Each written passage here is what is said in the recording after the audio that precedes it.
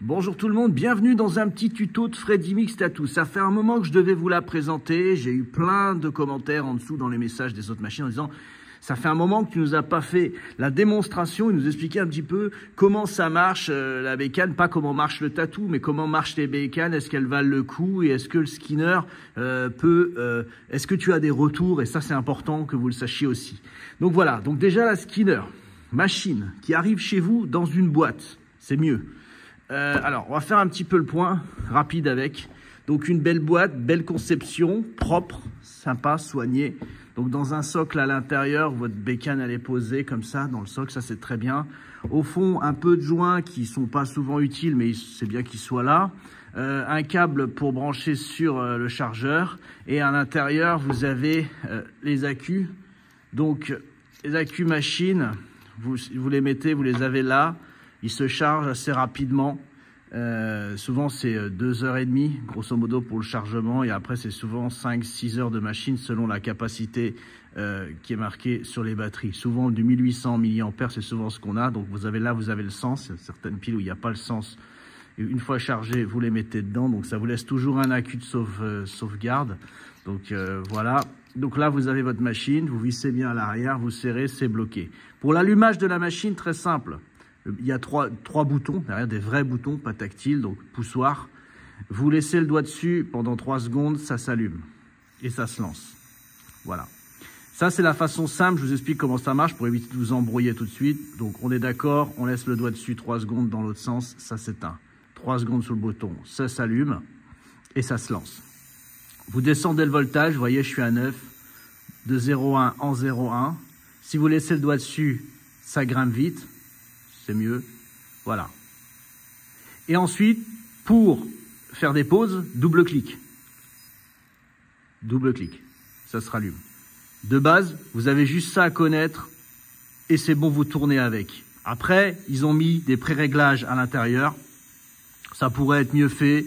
Je ne m'en sers pas du tout. C'est-à-dire que si vous allez cliquer à la place de faire un double clic, vous allez aller dans le menu. Et dans le menu, ils ont mis des spécifications où il y a marqué, par exemple, si vous mettez 7, S7, c'est marqué, c'est pour utiliser les aiguilles de 1, 3, 5, 7. Ça, c'est la base, hein. C'est comme si vous avez fait des pré-réglages. Mais vous êtes tatoueur, vous en fichez de ça, vous connaissez vos réglages. Par exemple, ils ont marqué, par exemple, 10, c'est le voltage à chaque fois. S7, S9, c'est S10, c'est 10 volts, quoi. Donc voilà, pour les shaders des gros magnums, vous pouvez, mais je sais que parfois certaines techniques peuvent être de mettre 10 volts pour faire du point ou des traits rapides ou des couleurs ou même l'envoyer du blanc. Pour envoyer du blanc, on va souvent être sur cette machine. Alors attention, ça fait peut-être peur, hein, les voltages que je vous dis par rapport à d'autres machines, mais la machine est très souple et ça, c'est l'avantage de cette machine, c'est de pouvoir sortir.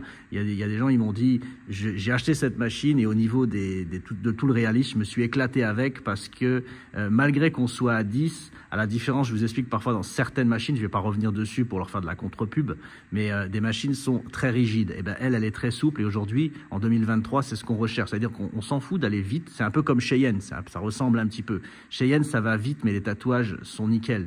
La preuve, quand les machines fonctionnent vite et elles restent douces, ça permet parfois d'envoyer du blanc et de garder voilà, l'éclatant que ça ressort sur le blanc avec ce genre de machine-là. Donc voilà. Donc en tout cas, ceux qui l'ont eu, cette machine, m'ont dit en réalisme, en ombrage, en shading, en construction, elle est juste parfaite. Voilà. Donc on refait ensemble la petite procédure, double clic et elle s'en va. On laisse le doigt dessus, on descend. Donc par exemple, si on veut shader, on laisse le doigt dessus à 7,5. On est bien là. Si on veut remonter au voltage de 10, on laisse le doigt dessus. Soit on peut aller de 0,1 en 0,1 si on veut être bien précis. Voilà. Pour ça, c'est simple. Double clic, elle s'arrête. Double clic, elle repart. 3 secondes dessus comme une cigarette électronique, elle est éteinte. Et je peux vous garantir que cette machine-là, au niveau de la souplesse, quand vous allez l'utiliser, que vous l'utilisiez à 9 volts ou à 10 volts, vous allez toujours sentir ce freinage-là sur la machine qu'on sent dès qu'on touche les aiguilles sur la peau qui est très bon. À la différence des machines, parfois, qui ont un moteur très agressif, qui freine pas sur la peau, donc forcément qui développe de la croûte et qui cicatrise mal les chefs-d'œuvre que vous avez pu réaliser, vous étiez content et au final, vous vous rendez compte qu'il y a beaucoup de pertes. Et ça, ce genre de machine-là, pour tout ce qui va être remplissage, shading, en tout cas, voilà, les gens qui l'ont déjà eu dans leurs mains, ils ont été très fiers de l'avoir.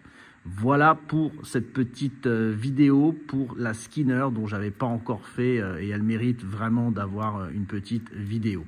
Voilà, merci d'avoir suivi mon tuto. Je vous dis comme d'hab, on se dit à bientôt rapidement dans une prochaine vidéo. Freddy Mix Tattoo. Merci à vous.